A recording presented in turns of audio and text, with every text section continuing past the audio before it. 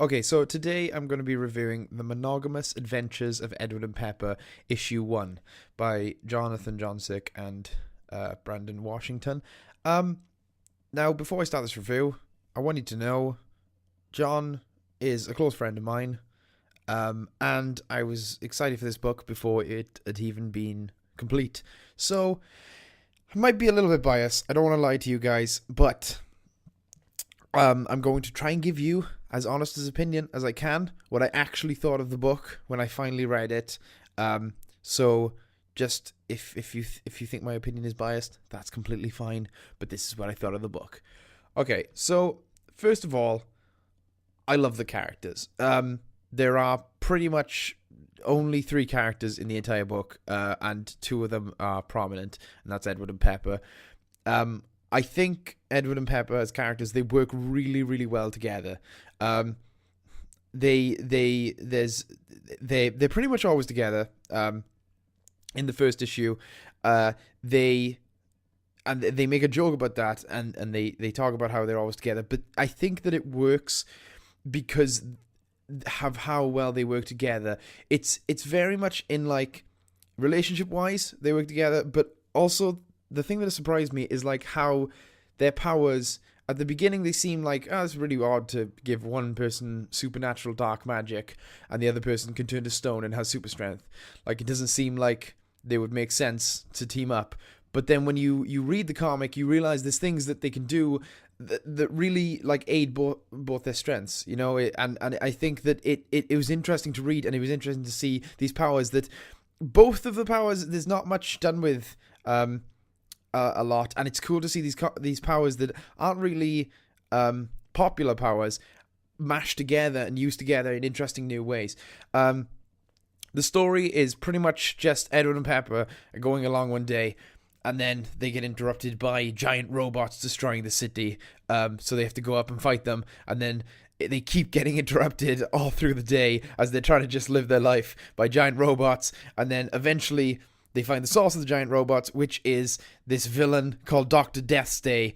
Now, I'll get to Dr. Deathstay in a bit, but I think the story, it really, like, just throws you into it, and I like that about it, and I like how it's, like, just, this is their life. This is the monogamous adventures of Edward and Pepper. They're together, they hang out, and they constantly get interrupted by people, so that forces them to use their superpowers to save people, and to defeat giant robots. And while they do it, it's very early Spider-Man-ish, where it's like they're always making jokes, they're always mocking each other and the monsters and the villains and stuff. And I found it really fun. It kind of made me feel nostalgic, because these days comics are so serious and so gritty, and there's not many comics like this where it's like people, you know, some comics can be people having fun fighting monsters. You know, it's superheroes, but they're having fun doing it.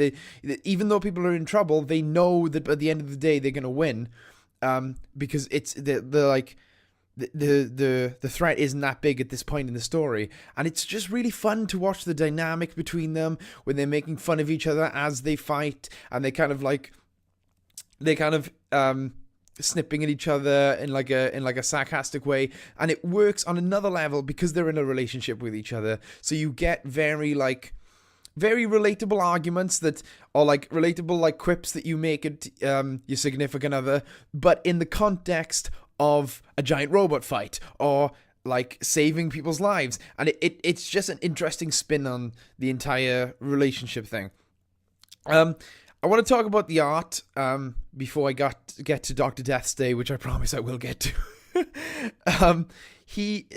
Brandon Washington is one of the most interesting artists I've seen in indie comics for a while, because he does this really interesting thing that I haven't seen very much. He's got this style that is like gritty but also cartoony, which sounds like it contradicts itself, which I thought too, and I was like, I don't know what's going on, but it's the only way I can really describe it, because you have the character designs that are very gritty and indie, and they've got like lots of lines, and it's very especially with Edward. I want to talk about Edward's design because especially when he takes it into his rock formation, it's like there's jutty out bits. It's not like his skin is rock. It's like he becomes made of rocks. So like his skin is all bumpy and rocky and stuff. So you have this really gritty art style, and like Pepper really feels like a 90s like grunge girl, and she's got like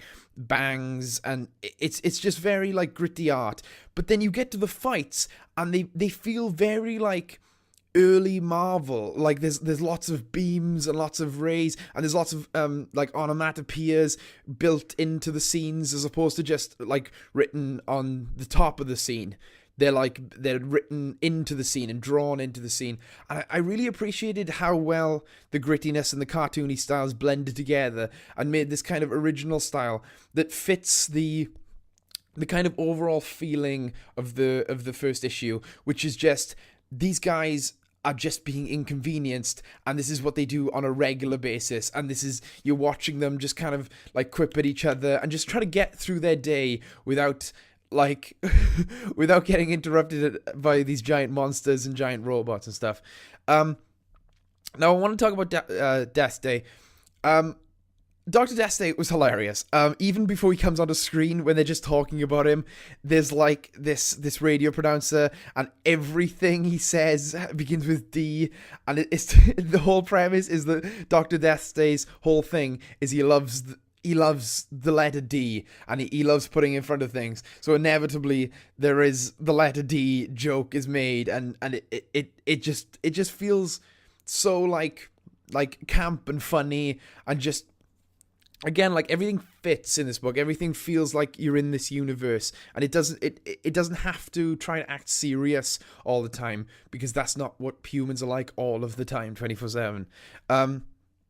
But yeah, so we get this this guy, Dr. Deathstay. He's basically a mad scientist in a giant robot suit, and I was like, when they were talking about him, I was expecting like a camp scientist in a giant robot, but it's like a cool design. Like Dr. Deathstay's robot that he's in, it's like an interesting design that I don't think I've seen before. Like it doesn't seem very reminiscent of everything, and I was interested. And my one problem with it is like you don't see him a lot. Like again, it's the first issue of Edward and Pepper, so it's focused on them, and I did enjoy it. But I was just like, this awesome character, and he's just really funny, and he's set up, and he comes onto screen, and a couple of pages later just gets defeated. You do get the sense that he's coming back, and I like that about it, but I was just a bit bummed because of like how much I enjoyed him, and how surprised I was by like how good his design was, as opposed to just, you know, making a campy mad scientist. The only other problem I really have with the first issue is that the dialogue is really good, and I really enjoyed it, and I just wish there was more. There's so many like lines in this book that like I was like, oh my god, that is something that like I would hear myself saying, or I would hear my partner saying, or like that's an argument or like a conversation that I've had in real life, and it felt really relatable, but also weird because it was in this like really surreal world. And there's just not, I don't think there's enough of it, and I really wanted more, and I wanted more during the fights and stuff. So hopefully, in further issues, we get more of that fun dialogue, but we also get like more character development, because I really like this issue, and I think it was a really good first issue to like jump everyone into it, and like this is the series. But now I'm invested in these characters, and I really want to find out what happens to them. So yeah, that was pretty much all I have to say about the first issue of Edward and Pepper. Again, this is written by someone who is very close to me, and I really enjoy most of his work, and I enjoy him as a person as well. But that was honestly what I felt of the issue. You know, I had small problems with it, but overall, I really enjoyed it. I highly recommend you pick it up, because digitally it is only 60p. And this is worth the price of a full price comic. It's so good, and I can't believe that it's just so like tightly knitted. for the first issue in a series that is by a guy who has never done a comic book series before. So I highly recommend you check it out. I'll put a link to the description of how you can get it. It's published by Primal Paper Comics along with Red Knight and all that. So yeah, that was my first impressions and opinions of the first issue of the Monogamous Adventures of Edward and Pepper. Thank you for listening.